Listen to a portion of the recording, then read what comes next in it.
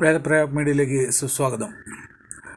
നമ്മളുടെ വളരെ ചെറുപ്പത്തിൽ മുതൽ നമ്മൾ കേട്ടു തുടങ്ങിയിരിക്കുന്ന രണ്ട് പദങ്ങളാണ്. ഒന്ന് ദൈവവും ഈശ്വരനും. നമ്മൾക്കിതിൻ്റെ അർത്ഥം ഇത് രണ്ടും ഒന്നാണോ, രണ്ടും വേറെ വേറെയാണോ, ഇത് തമ്മിലുള്ള വ്യത്യാസം എന്താണ്, ഇത് എവിടെയാണ് ഏത് വാക്കാണ് പ്രയോഗിക്കേണ്ടത് എന്നൊന്നും നമുക്ക് വ്യക്തമായ ധാരണകൾ ഇല്ലാത്ത ആളുകളായിരിക്കും കൂടുതലെന്ന് മനസ്സിലാക്കുന്നു. അതുകൊണ്ട് തന്നെ ദൈവവും ഈശ്വരനും തമ്മിലുള്ള വ്യത്യാസം എന്താണ്, ആ രണ്ട് വാക്കുകളുടെ അർത്ഥതലങ്ങൾ ഏത് രീതിയിലാണ് നമ്മളത് ആ വാക്ക് ഉപയോഗിക്കുമ്പോൾ നമ്മൾ മനസ്സിലാക്കേണ്ടത് എന്നുള്ളതാണ് ഒരു ചിന്തനം. What is the difference between love and love എന്ന് ചോദിക്കുന്ന പോലെ ഇതിലും നമുക്ക് ചോദിക്കാം. ഇതിൻ്റെ ഉത്തരം തേടിയിട്ടാണ് ഇന്ന് നമ്മൾ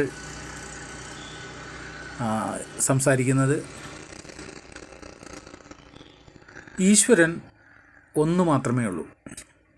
ഏകമായ ഭഗവാന്റെ സത്വത്തെയാണ് നമ്മൾ ഈശ്വരൻ എന്നുള്ള പദം കൊണ്ട് അർത്ഥമാക്കുന്നത്. ഈശ്വരൻ എന്നുള്ള പദം കേൾക്കുമ്പോൾ അവിടെ നമ്മൾ ഏക സ്വരൂപത്തെയാണ് കാണുന്നത്. അതിന് രൂപമില്ലാത്തതുമാണ്. അരൂപിയായിട്ടുള്ള ഭഗവാനെയാണ് നമ്മൾ ഈശ്വരനായിട്ട് നമ്മുടെ മനസ്സിൽ സങ്കല്പിക്കുന്നത്.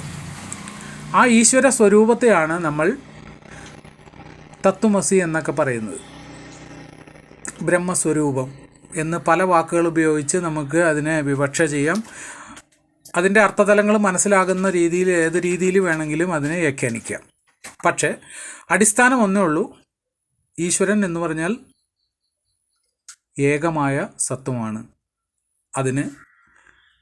അതിനെ തൊട്ടു നോക്കാനോ കണ്ടറിയാനോ കാര്യങ്ങൾക്കോ ഒന്നിനും സാധ്യമല്ല എന്നാണ് ഏറ്റവും ലളിതമായ വ്യാഖ്യാനം. ഇനി അപ്പോൾ ദൈവമോ?